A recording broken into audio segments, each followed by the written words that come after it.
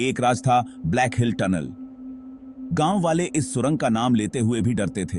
वो कहते थे कि ये जगह भूतिया है, जहां फुसफुसाहटें और परछाइयां घूमती रहती हैं, जहां अतीत मरने से इनकार करता है।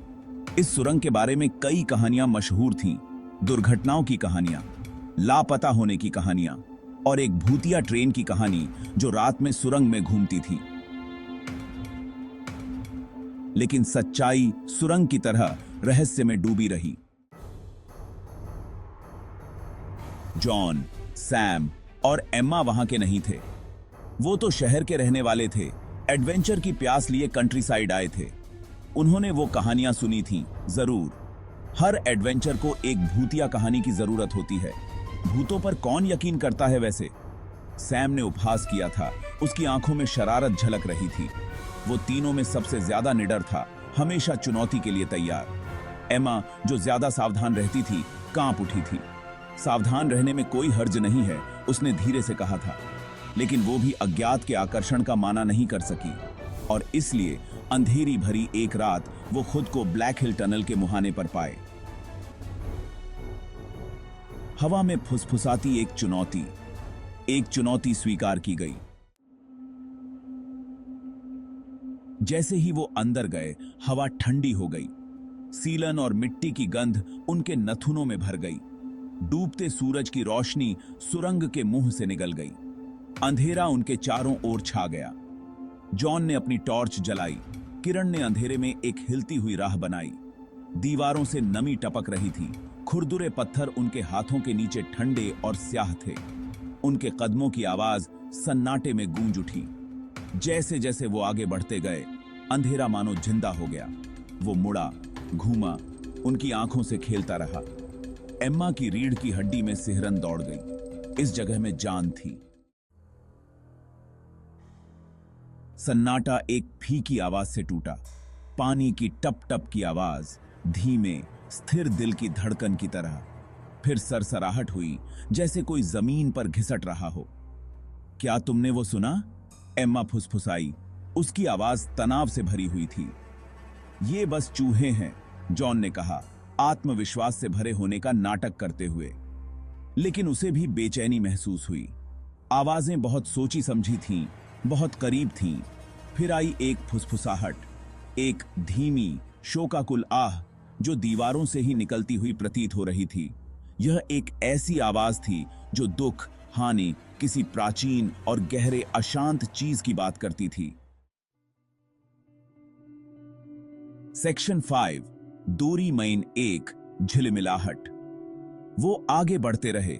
उनकी इंद्रियां चौकन्नी थीं। हवा और ठंडी हो गई, अंधेरा और गहरा। और फिर दूरी में रोशनी की एक फीकी झिलमिलाहट दिखाई दी। वो क्या है? सैम फुसफुसाया। उसकी आवाज में उत्सुकता और डर का मिश्रण था। जैसे जैसे वो करीब आते गए, रोशनी तेज होती गई। वह धड़कती और टिमटिमाती रही, सुरंग की दीवारों पर नाचती परछाइयां डालती रहीं। यह एक अप्राकृतिक रोशनी थी, ठंडी और अलौकिक, जैसे गर्मी की रात में जुगनुओं की चमक। उनकी गति तेज हो गई। रोशनी की ओर आकर्षित हुए, जैसे पतंगे एक लौ की ओर आकर्षित होते हैं। क्या यह एक रास्ता था या कुछ और भयानक? सेक्शन 6, भूतिया ट्रेन। जैसे ही वो सुरंग में एक मोड़ से मुड़े, रोशनी का स्रोत सामने आया। पटरियों पर खड़ी एक अद्भुत चमक में नहाई एक ट्रेन थी। लेकिन यह कोई साधारण ट्रेन नहीं थी। वह पुरानी थी। उसका पेंट फीका और छिल गया था। उसकी खिड़कियां अंधेरी और खाली थीं। उसके इंजन से भूतिया आकार में भाप निकल रही थी। और जैसे ही वे देखते रहे, ट्रेन आगे बढ़ी। उसके पहिए पटरियों के खिलाफ चरमरा गए। एक सीटी बजी, एक लंबी शोकाकुल चीख जो सुरंग में गूंज उठी। उस आवाज से उनकी रीढ़ की हड्डी में ठंडक दौड़ गई। यह एक और समय की आवाज थी, एक ऐसा समय जब यह सुरंग उद्योग और प्रगति की आवाज से जीवंत थी। सेक्शन 7, दार का समना। जैसे ही ट्रेन करीब आई, इंजन से एक आकृति उभरी। वह लंबा और छायादार था।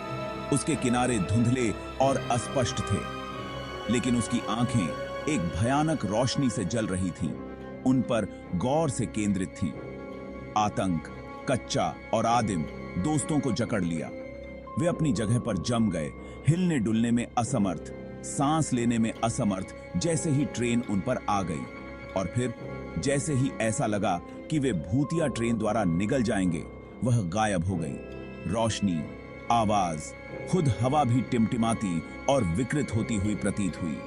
और फिर सन्नाटा। जॉन, सैम और एम्मा ठंडे पत्थर के फर्श पर गिर पड़े। उनकी छाती उठ रही थी, उनके दिल उनके कानों में तेज हो रहे थे। उन्होंने रसातल में देखा था और रसातल ने उन्हें वापस देखा था। सेक्शन 8, बेते कल के जख्म। वो ठोकर खाते हुए सुरंग से बाहर निकले और सुबह की फीकी रोशनी में आ गए। अपने अनुभव से हिल गए। उन्होंने नजदीकी गांव का रास्ता खोजा, जहां उन्होंने संदेहवादी स्थानीय लोगों को अपनी कहानी सुनाई। एक बूढ़ी औरत, जिसके चेहरे पर समय के निशान थे, गौर से सुनती रही। जब वे बोल चुके तो उसने आह भरी। ब्लैक हिल एक्सप्रेस, वह फुसफुसाई, इसी की थी। उसकी आवाज उदासगी में भारी थी।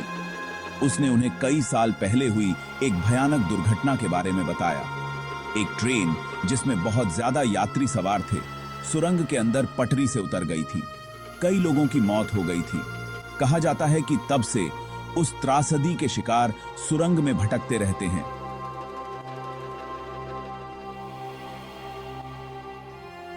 उनकी आत्माएं हमेशा के लिए उस जगह से बंधी हुई हैं जहां उनकी मृत्यु हुई थी। दोस्तों ने उस दिन गांव छोड़ दिया। उनका रोमांच उनके मुंह में राख बन गया था। वे रोमांच की तलाश में थे, लेकिन उन्हें कुछ ज्यादा गहरा मिला था। एक याद दिलाता है कि कुछ जख्म इतने गहरे होते हैं कि वे अनंत काल तक खून बहते रहते हैं। ब्लैक हिल टनल सिर्फ परछाइयों की जगह नहीं थी, बल्कि इस बात की कठोर याद दिलाता है कि अतीत कभी-कभी मानव कल्पना की कल्पना से भी ज्यादा भयानक हो सकता है। पीता थे।